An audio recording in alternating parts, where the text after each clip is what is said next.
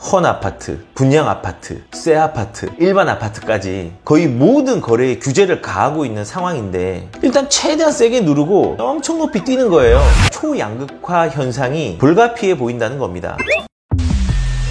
안녕하세요. 부동산 쿨TV의 이걸록입니다. 방문해주셔서 감사합니다. 오늘은 이 매물 부족 현상에 대한 향후의 흐름, 2020년 이후의 부동산 시장의 가격 추이, 그리고 시장에 대한 대응 방안에 대해서 한번 고민해 보도록 하겠습니다. 일단 2020년도의 향후 흐름은 거래 급감 현상이 최소한 1년 이상은 유지될 것으로 예상이 됩니다. 그 이유는 당장 크게 세 가지 정도로 요약할 수 있는데요. 첫 번째, 2020년 이후 9.13 대책의 세금 관련 규제가 일부 실행되어 본격화되기 때문입니다. 특히 9억 이상의 고가주택의 장기보유 특별공제의 혜택이 크게 축소됩니다. 장기보유 특별공제가 무엇이냐? 쉽게 설명하면 3년에서 10년 이상 집을 오랫동안 가지고 있었네? 오, 너 투기 성향이 많지 않군. 그래, 이건 특별한 보상으로 집값 오른 금액의 최대 80%까지는 내가 할인해 줄게. 뭐 이런 제도입니다. 이해가시죠? 근데 2019년 12월 31일까지 9억 이상의 고가주택자들은 거주, 보유 조건 없이 현재는 양도소득세 80%까지 박앤세일이 들어갈 수 있는데 2020년 1월 1일 이후부터는 2년 이상 거주하지 않으면 겨우 최대 30%까지만 할인해 주겠다는 겁니다. 그것도 10년을 가지고 있는 게 아니고 15년을 가지고 있어야 된다는 말입니다. 이 정책으로 고가의 주택자는 마음이 급해진 거죠. 왜냐하면 2020년도에 이 세법이 적용이 되면 세금 차이가 1000단위가 아니라 억 단위가 날 수 있거든요. 그러니 서울에 집을 가진 사람들이 절세를 하기 위해서 집을 올해 말까지 팔거나 아니면은 2020년 이후에 물건을 내놓지 않고 정책의 변화가 있을 때까지 버티고 있는 거죠. 그럼 어떻게 되겠어요? 거래되는 물건이 줄어들겠죠? 근데 서울에 있는 중상위권의 아파트들은 대부분 집값이 10억으로 그냥 이제 가잖아요. 그렇기 때문에 특히 서울은 정부에서 정한 9억 이상의 고가 아파트의 개념에 해당하는 물건이 많으니 진짜 더 거래 물량이 들어가는 현상이 생길 수밖에 없겠죠. 이거 뭐 고가 주택의 개념이 9억 이상인데 15억 이상으로 고가 주택의 개념 바꿔야 되지 않을까요?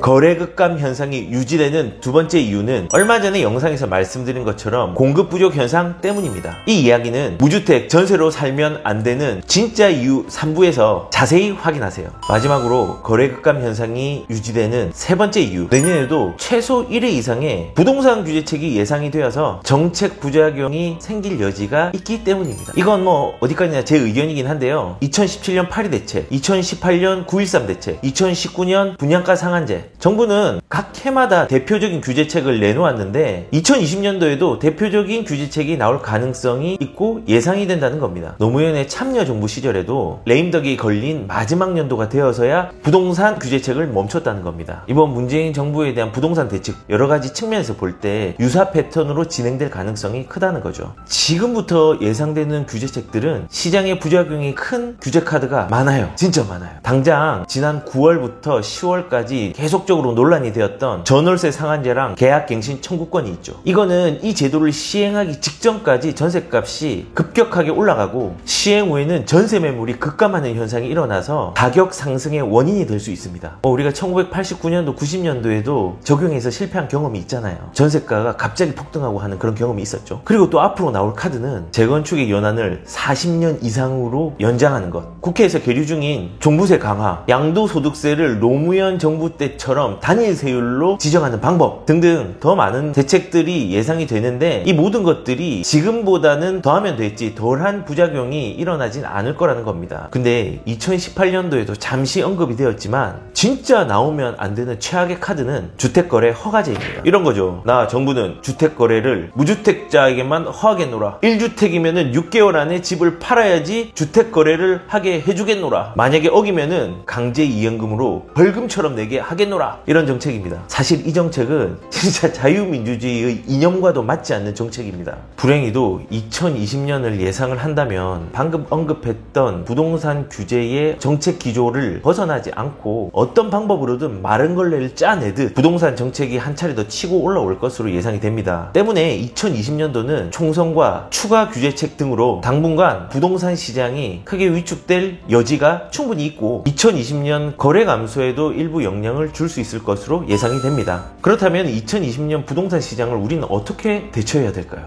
지금 시장을 표현하자면 가격이 많이 반영된 시장, 그런데 물건이 없어서 거래가 안 되는 시장, 그래도 상승하는 시장, 이 세 문장으로 요약이 되는데 크게 두 가지만 기억하시고 2020년도를 대응하세요. 첫 번째, 부담스러울 수 있지만 내 집이 먼저 거래되지 않더라도 좋은 물건이 나오면 먼저 선점하고 집을 파세요. 지금은 매도자 우위 시장에 거래 절벽 시장이기 때문에 내 집을 팔고 매수할 물건을 찾는 전략보다는 새로운 집을 먼저 매수하고 그리고 자기 집을 파는 것이 안전할 수 있습니다. 특히 서울의 경우에 말이죠. 집이 안 팔릴 것 같아서 무섭다고요? 집을 판 이후에 어디에 투자할지 몰라서 현금으로 놔두는 게 더 무섭습니다. 그리고 두 번째 대응 방법, 이미 가격이 많이 올라버린 시장보다 지금부터는 갭 메우기, 풍선 효과가 일어나는 지역을 주목하세요. 쉽게 얘기하면은 서울에서는 강남권보다는 동북권, 서남권을 주목하시면 되고요. 그도 여의치 않으면 경기도의 변화가 큰 지역을 주목하시라는 겁니다. 거짓말이 아니고 진짜 강남보다 수익률이 더 좋은 경우가 생길 수 있습니다. 수익과 수익률에 대한 개념과 비교는 적은 돈이라도 기막힌 수익률을 낼 수 있다라는 영상을 참고하시기 바랍니다. 마지막으로 당부의 말씀을 드리면 부동산 가격은 사람의 심리 그리고 시장에 대해서 느끼는 공포의 정도에 따라서 부동산 시장의 가격은 올라갔다 내려갔다 움직입니다. 그렇기 때문에 언론과 정책에 지나치게 휘둘리지 않고 객관적으로 자기 스스로 해석할 수 있는 기준이 필요하다는 겁니다. 저는 제 채널에 있는 구독자분 그리고 시청하시는 분들이 불확실한 부동산 시장의 불확실한 기준으로 공포의 정도에 따라서 휘둘리지 않으셨으면 좋겠습니다. 시청해주셔서 감사합니다.